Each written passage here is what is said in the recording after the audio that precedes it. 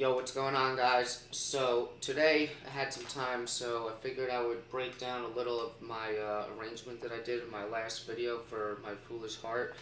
A guy commented on it a little while ago that he thought it'd be cool to break it down, so I figured why not. I'll give you guys like half of what I did. The second half there's a lot of similar stuff, but the ending's a little different. But could be a cool thing, because in my opinion, I don't think I'm the best.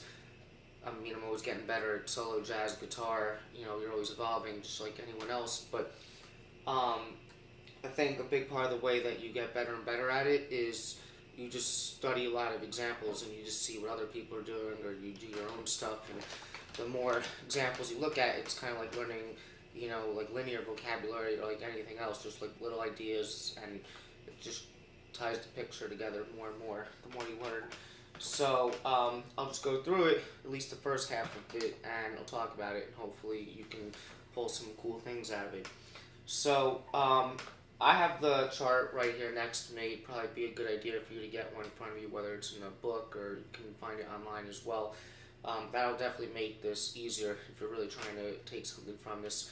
So, any type of like solo jazz guitar arrangement or chord melody, whatever you want to call it, the one thing that really should be consistent is the melody. That needs to be there, because that's the melody of the tune. How you choose to express the harmony in time with everything else is kind of personal and up to you. And me, I kind of just, if I'm making my own, I guess I tend to kind of just take it as it comes, and I really use the melody that has a large influence on what I end up composing, I guess you can say. So I'm going to be basically talking about the melody a lot and what the chord changes are, and then show you what I do in addition to the melody and how I play around it and accommodate it, okay? And the bass motion is also pretty important if you're curious too.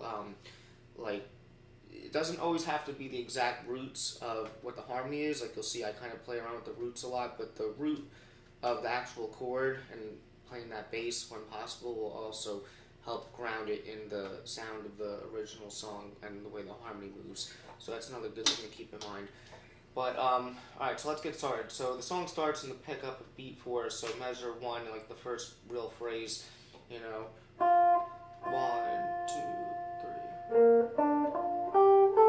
3. And this part, that's the next measure. But first measure, we have a half measure of B flat major 7 and a half measure of E flat major 7. So what I'm landing on this, and this is really just an inversion of a B flat major 7, so this is actually not the root like I just said, but I think because they're starting here, it's my own arrangement, but it happens to sound nice to me. It's a third inversion B flat major 7, because you got the 7, the third, the root, and the 5th, okay? And also again, the voicings or the chords I'm choosing to pick for each thing is also obviously going to be influenced by what is in the melody, because a lot of times we're going to be playing chords with the top note is what's happening in the melody. Okay, so that's the melody of the song. That happens to be the 5th of B flat major 7. And then the chord changes before the next melody note starts, because if that note is held until the end of 3 and 4, and so basically on the downbeat of 3, which is when the harmony theoretically changes, that's when I change to E flat major 7. So when I go from there, go to, so I'm really thinking the shape, it's like that inversion of E flat major triad, like a first inversion. This is the third, the root, and the 5th. And I'm delaying this note because that's what's happening in the melody, so I'm just thinking 3 and 4, and that's what I'm doing there, okay? So then the next measure, 1 and 2, 3, 4. And you got really like a half measure of D minor, and then a half measure of G7, so it's like your 2-5. And so far, just because I haven't said this, we are in the key of B flat major. It's kind of like a 1 moving to a 4, and then the D minor is diatonic to B flat major as well, but it's also functioning now as kind of like a 2-5. It's cadencing to C minor in the next measure. But for what I'm doing there, now this is actually one of the harder parts of the arrangement for me to get smooth. Those are the voicings I'm using. So here's what I'm thinking. So for this, I'm thinking D minor 7, because that's the chord. And again, this is the note in the melody. But everything underneath it that's basically a D minor 7/9 shape, but I'm taking the root in the 7th and I'm switching the places. So the root's coming down to the 7th and the root there is going, the 7th there is going up to the root. So it turns into this. It's a cool thing you can do with different chords. You can switch up different notes and stuff, and then have that note at the top. Okay, then this. So this is really, I mean, I'm thinking of this as the top end. Again, this is the melody note of like an A flat 7, 13 flat 9, like an altered sound. And it's really just like a tritone. It's like a 5 that's leading into this, which is the G7, which is where it's going to. So I'm basically putting in like a tritone sub passing chord that's going between D minor to G7. It's like D minor, A flat 7 to G7. But for the A flat 7, I'm just using this 13 flat 9 shape. And then going here, which is again, I'm not playing the root yet, but it's like the top end of a G7 13, 7 13 root. So coming from there, and then I'll play the root there, like the downbeat of 3, but then I'll also play it again here and play this chord because this is the melody again, the same note, and this is just another type of G dominant 7 chord. The top shape, but this works out really cool on the guitar because that shape, like if you were to play that shape in any other position or key on the guitar, like, this is the open position, so I don't need my index fingers. So when you play in other keys, you need the index finger to play that shape, but in the open position you don't, so you have an extra finger. So without using like the thumb, because I mean you could kind of play this shape, it would be hard to kind of, if you're moving that up a half step, it's a hard chord to play with the thumb. I don't play a lot with my thumb right now anyway, but I would if I practice it more. But with this position, you can play that chord with the root, and it sounds real nice. So it works out in G. Okay, so now we're going to C minor 7. Okay, what am I playing here? So I'm actually playing this. And this, I'm doing a similar thing to what I did with the other chord where I switched up 2 different notes, but I'm actually thinking the relative major here. I'm thinking instead of C minor, I'm thinking E flat major 7, 9. But again, this would be like the original shape, but I'm going to take the 3rd, move it down to the 9, and the 9 up here, move it up to the 3rd, so it turns it into this. Okay? And this, again, is not the root of C minor, which is the true harmony here, but I happen to think it sounds nice from what's coming before it and what it's leading to afterwards. So.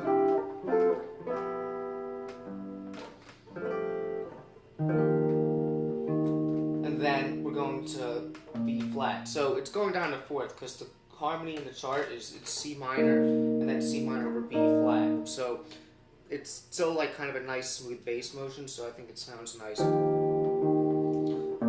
Then I'm doing, and the melody is on the and of 3 and 4 and. So I'm going to that B flat because again that's what the bass motion is. The real bass motion is C to B flat, but I'm doing E flat to B flat. And then I'm also playing this open D chord, or string, underneath the melody, just to kind of give it some extra texture and harmony. And again, it's in relationship to C minor, it's like the 9, but because B is in bass, you can almost think B flat major, and it's like, almost like a, I'm sorry, yeah, no, it is a D, like a B flat major sound.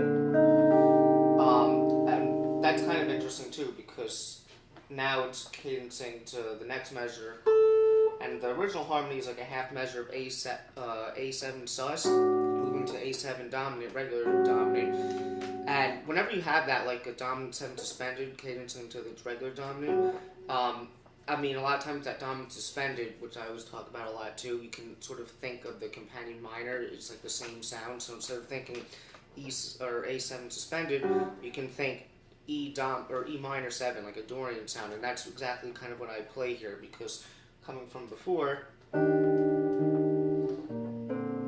play this, and again, so accommodating the melody on top. This is just the top end of like an E minor 7, 9 with the 11. I'll play the open E down there to give the lower bass note, and then now the melody just has that note held to beat 4. 1, 2, 3, then 4, the same note again.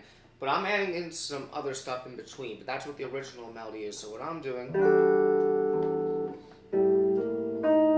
Okay, so I'm going in the second half of the measure to A7, the normal 8 dominant 7, and here you have the open A string, the flat 7, and then that's just a really cool thing to do for A7 there, because you got the flat 9, the flat 5, yeah, hold on, flat 9, yeah, flat 5, and then the root. So, nice little A7 altered sound. And then when it gets to that, that's beat 4. That's, or actually, is it the way I'm playing it? 1, 2, 3, and 4. And actually, I'm delaying it to the end of 4 there, but, so I guess I'm playing around technically with the original rhythm there, but it still sounds nice. And then I'm landing on the D minor 7, so same note in the melody there. Basically, the next measure, we have D minor for half measure, D7 sharp 9 for the other half, and it's 1, 2, 3, and then it leads into the next measure. So for that measure, again, it starts with this in the melody, and the chord is D minor. So what I play is this. Sorry. And this is another cool thing that just with the guitar, it works out to a nice open position chord, because I am playing this open B string here, but without it, if I just played this, it's like a D minor 7 drop 3 voicing, which is, it's not the drop 2, the drop 3 is a little different, it's got a nice sound to it. Root, minor 3rd, 7, and then 5th up there, but this open B happens to be the 13, so I'm kind of creating like a D minor 7 with the Dorian type sound, the natural 6, and again, it's just a nice thing that you can do in this key with the open string. And then going to D7 sharp 9, and then I'm just playing the melody.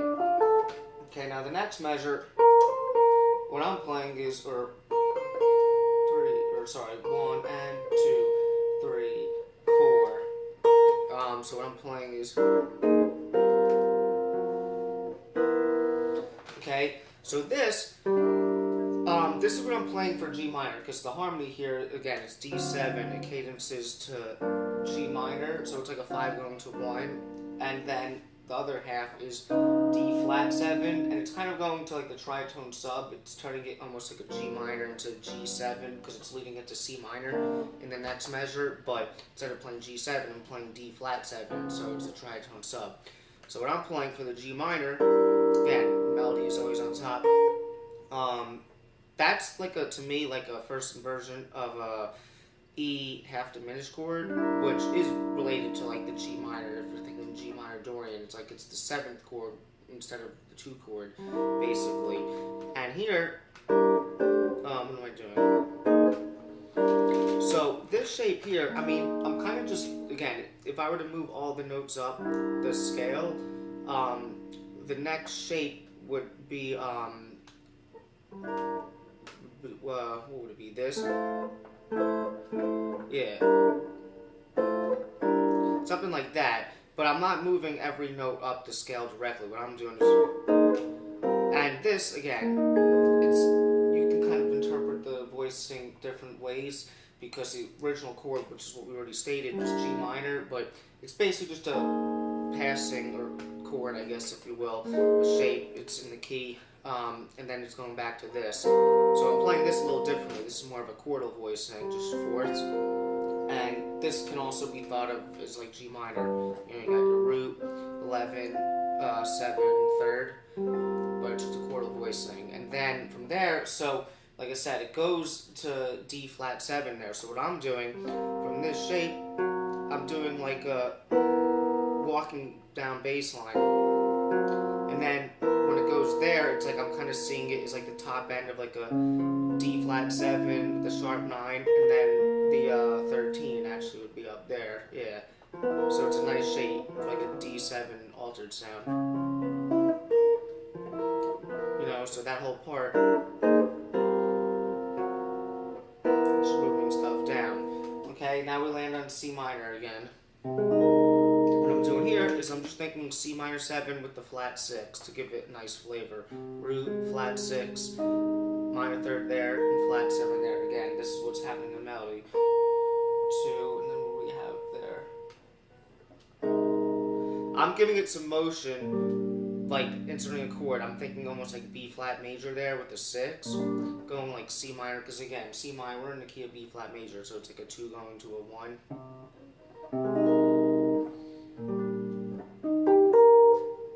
And then I'm playing the melody just straight up. And what am I playing here?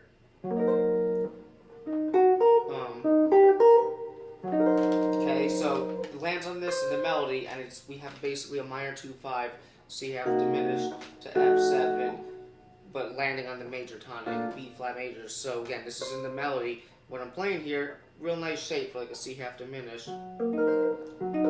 So we have the flat 5, the root. I guess that would be the minor 3rd, the minor 7 again. Oh, I'm sorry, this was the minor 7 here, not the root. And then the root there. So straight up C half diminished with the root in the melody. And then what I'm doing here. And then the last beat, that's actually what's happening in the melody, but again, I'm adding some stuff before that. So it's F7, so I'm just thinking root, and then here's our flat 7, flat 9, and then I'm just finishing that with the melody. So that whole part, right? Okay, so now we're landing on B flat major 7, and playing this. This is an interesting shape. Again, the melody in this part, 1, 2, and 3, then the next measure. So what I'm playing, so that is the flat 7, that is the 5th, that is the 9, and that's the major 3rd. So I guess it's kind of like a B flat major with the 9, omitting the root there. I could have played it over there. Or actually, no, that's the 9, I'm sorry. But yeah, it's a nice shape. And again, I'm playing shapes that accommodate the melody. It's an inversion, though. So what do I have there?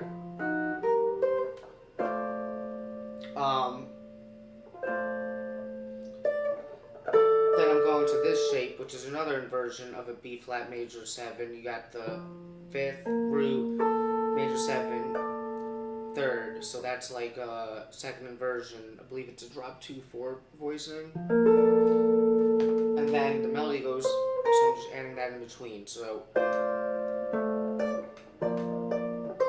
and then we're landing on this in the next measure, which is, this measure is basically like a 2-5-1 to E flat major, F minor, B flat 7 to E flat. So we're landing on this, and the melody is basically 1, 2, 3, 4, and sorry, what is it? 1, 2. Yeah, that's the next measure. So I'm just thinking, almost if you think F minor, like forget about this root of the minor 7, 9, then put that note on top of it. Again, always accommodating the melody. And then I'll do like a root thing going to a tritone. You almost think E 7, 9 there, which again is a tritone sub to B flat 7. And then put that at the top, so that's the melody.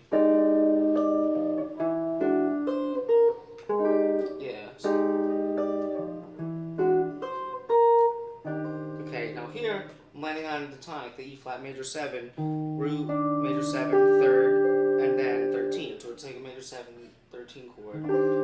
And I'm kind of doing an alternation in the bass between the root and the 5th. So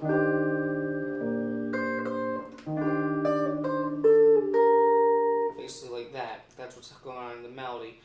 And then we're landing on A half diminished. So what I'm playing is I have the open A string. Now I'm playing the B, so it's like a half diminished natural 9, so it's kind of taken from that locally natural 2 mode of the melodic minor. And then that's the flat 5, and that's the flat 7. The melody here, and then the melody at the top there, which is the minor 3rd of A half diminished. So it's like, and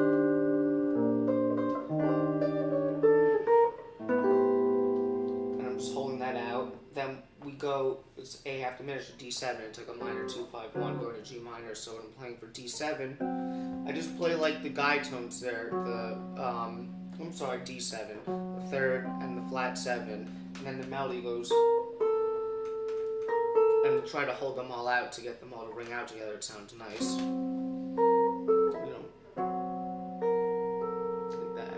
and then I'm landing on this. So it lands on G minor, and this is that same chordal voicing again. And what am I doing here?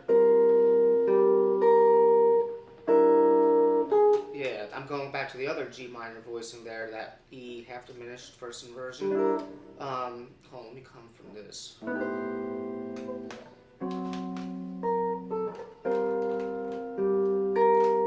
Or actually I'm doing, not yet, I go to this. I go to the,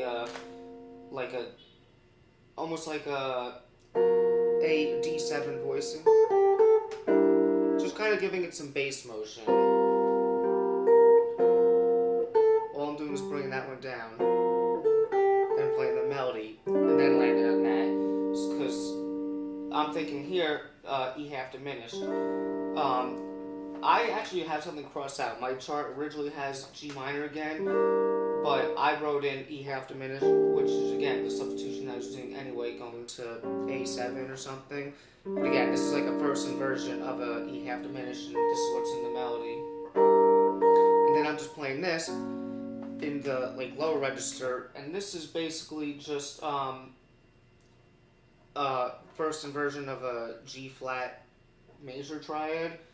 I'm trying to remember why I had this. I think it's basically, what am I going to there? Yeah, because it's going to C minor, so the I'm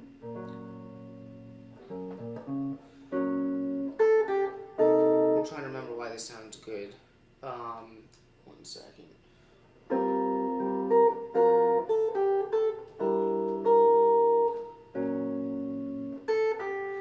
Yeah, to be honest, I'm not really able to remember right now why I played this chord right here. But it's leading into this, and the melody is still being accommodated. It still sounds good though.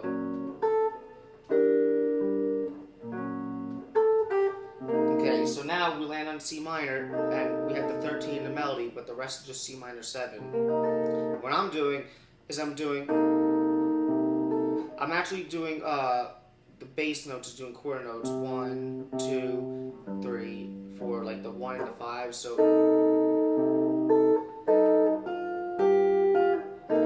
and really I'm changing it. Like the only notes I'm changing is the bass note, like I said, is doing quarter notes, and then the chords, because it's going from C minor to G7. This note is moving up here to become the major third. So it's like.